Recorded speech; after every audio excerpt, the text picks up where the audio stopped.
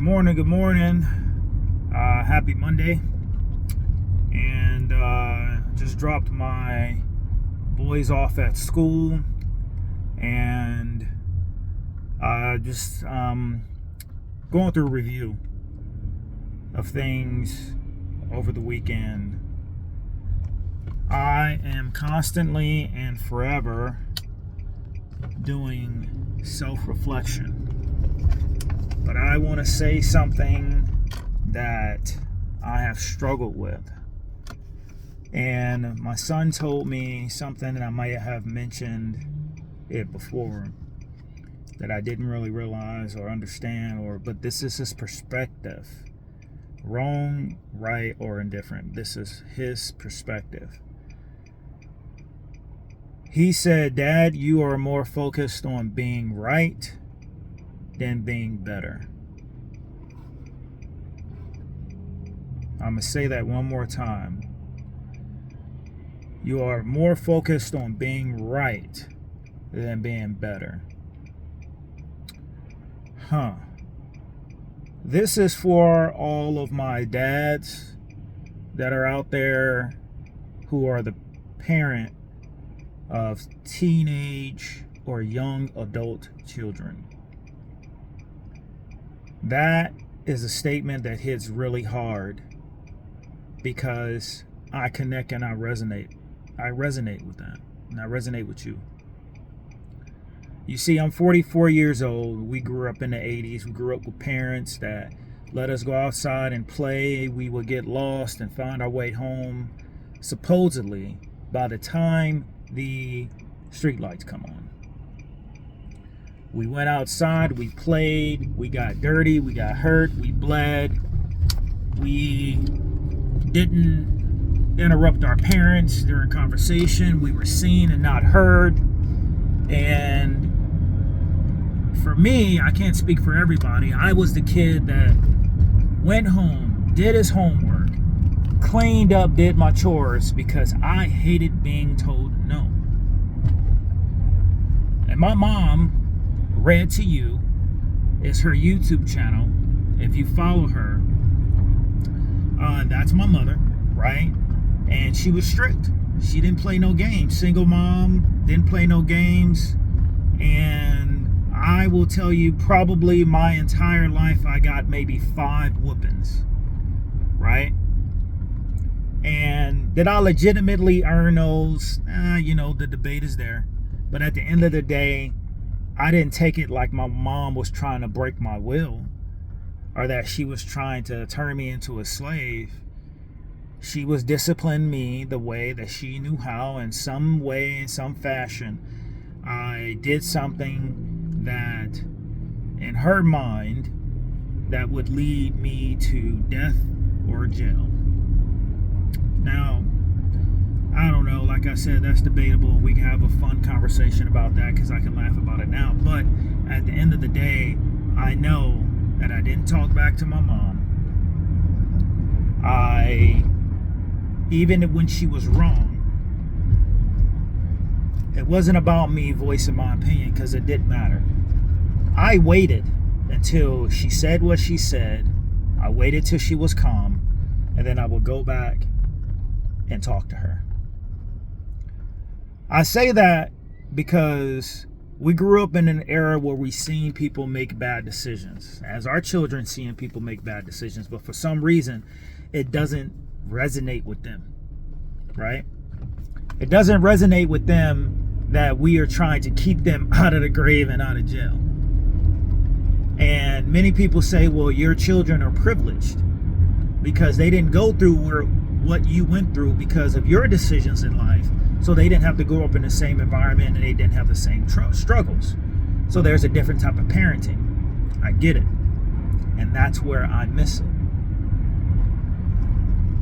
So my desire, really, it's not to be right after I analyze it. It's really to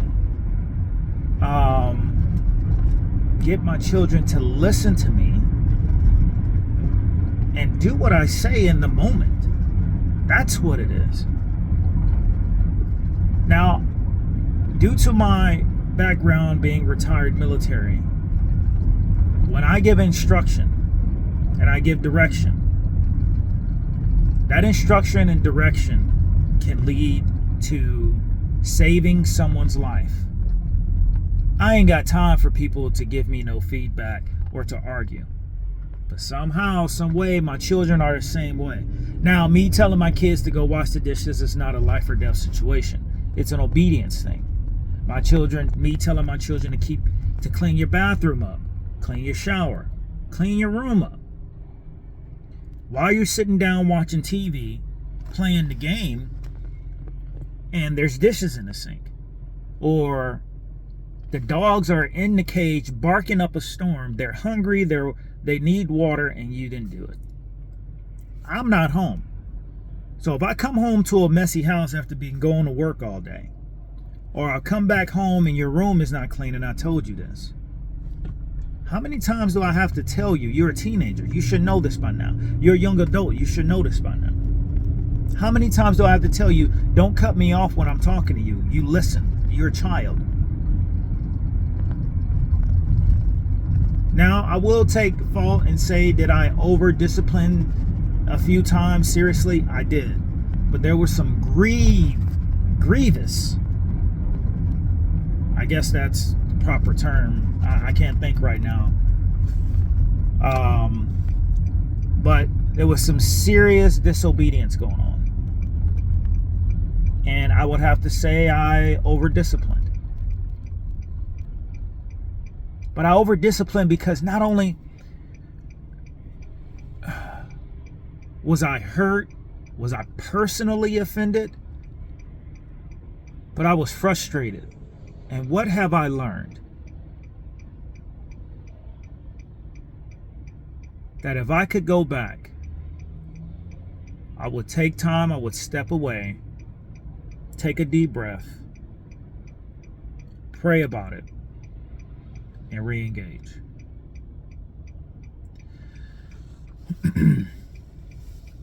Now, what does that have to do with wanting to be right versus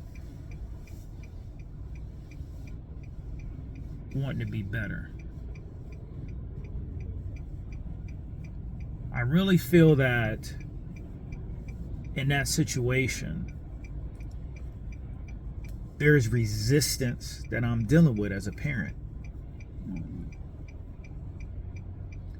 It's kind of like an imposter syndrome where you feel like you don't belong here. You're here. You're blessed to be a parent. You're blessed to be a father. You did all these things that your kids really don't know about so they can live the life that they live. And they turn around and to you, they're operating in disobedience. And now, the first thing you want to do is, okay, you want to yell, right? You want to have a stern talking to. You want to correct the disobedience through conversation, but then they argue as if they know what's better. Because they have social media.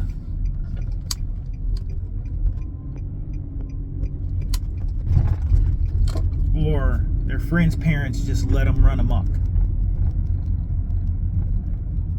Their friends' parents let their children run amok. Let me clarify that. So with all that being said, it's a struggle. It's a frustration. And I've been thinking about this because my son said that almost 2 months ago. That, Dad, you are more focused on, you want to be right instead of being better. And recently I had a conversation with my wife, and she said, you've been saying that you want to be better. And you said you're going to change, but you haven't changed. And it's really with disciplining the kids, over discipline, right? But I'm going to tell you what, the fact of the matter is this. Men, I know what you feel like. You're like, why am I the only person that has to change? I'm the only one that got to change. Your wife, you don't see no changes in her. Your children, you see the privileged behavior expounding even more, and everybody is hyper focused on you. Is it unfair? Absolutely it's unfair. Is it frustrating? Absolutely it's frustrating.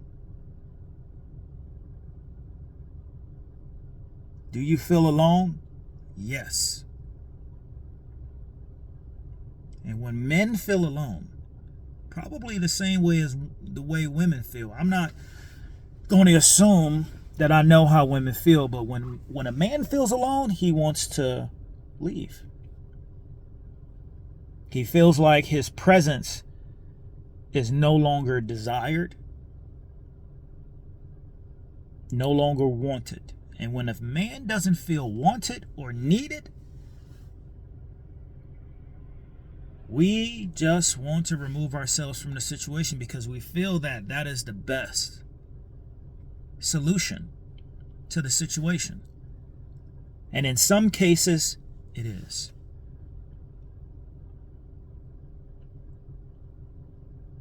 So I'm calling on the men that watch this to go on this journey with me, that utilize this day and this time to self-reflect your impact, to self-reflect on your impact with your children, with your marriage, and then your household altogether.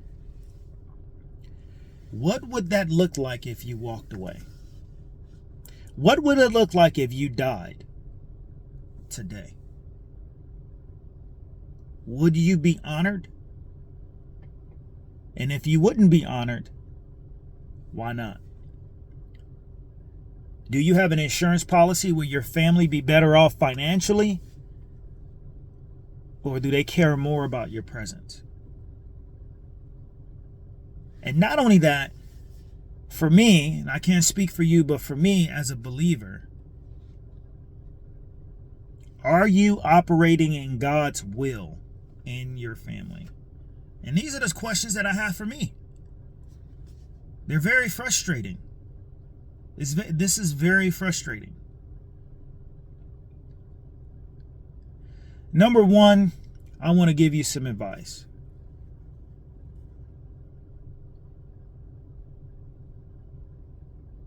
There is good advice that says that the battle is not between flesh and flesh, but against the spirit behind the flesh, against whatever the motivation is behind the flesh, the motivation behind the frustration that you're dealing with.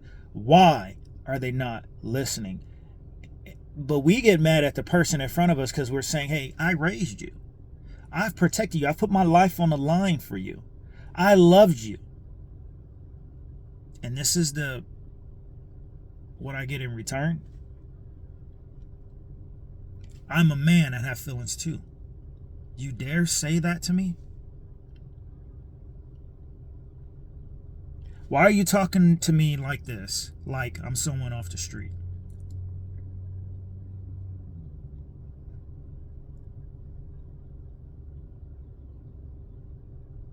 All I can say is, and jokingly, but somewhat serious, I understand those stories of men leaving their family, going out and getting milk, and not coming back. I understand that, man.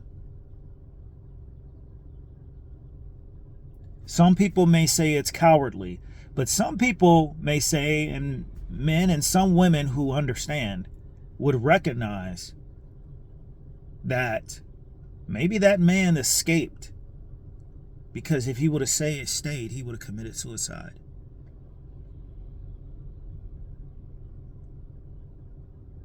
What I want to say is this. You don't have to leave, but you got to find a space where you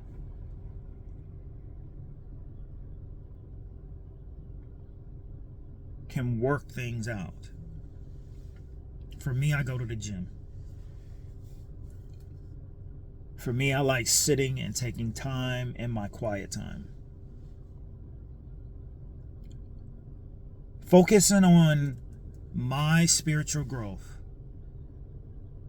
is the path that I'm on. So number one, focus on my physical health, focus on my spiritual growth, and focus on my purpose. Those are 3 things that I want to leave with you. Wake up in the morning early. Take some time to meditate, pray. Take some time to work out. And then have a goal and set a goal for you. Whether that be a goal of work or whatever it may be. Something that doesn't directly deal with your family. And then take one conversation at a time. As the head of the home, we have to be quick to forgive. I know, I understand, I get it. You don't like how they talk to you. It's disrespectful, it's frustrating. You feel alone, but you decided to get married. You did the do to have children. And this is the journey that we're on.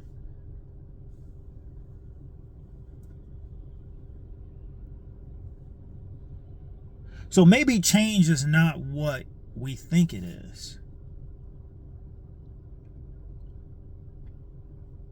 Maybe change is us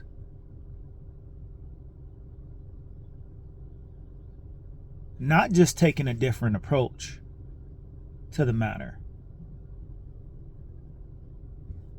but taking each situation as an isolated incident. So that we don't bring in those past hurt into the next conversation. And being quick to forgive.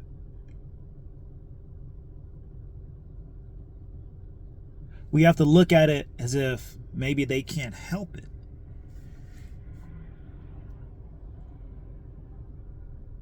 Because at the end of the day, the decisions that anyone make on how they treat you, they got to live with the outcome.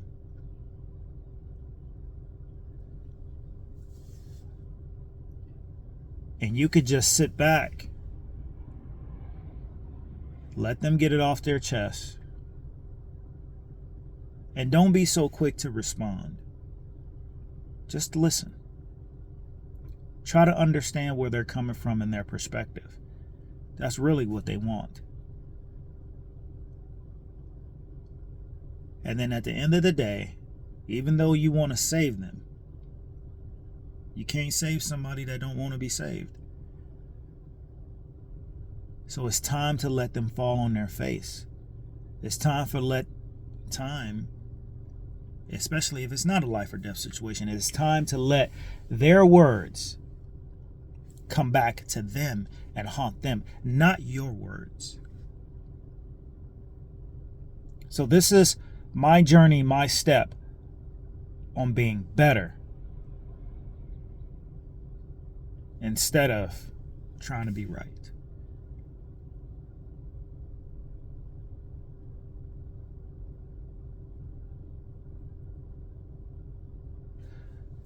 So let's go get after it.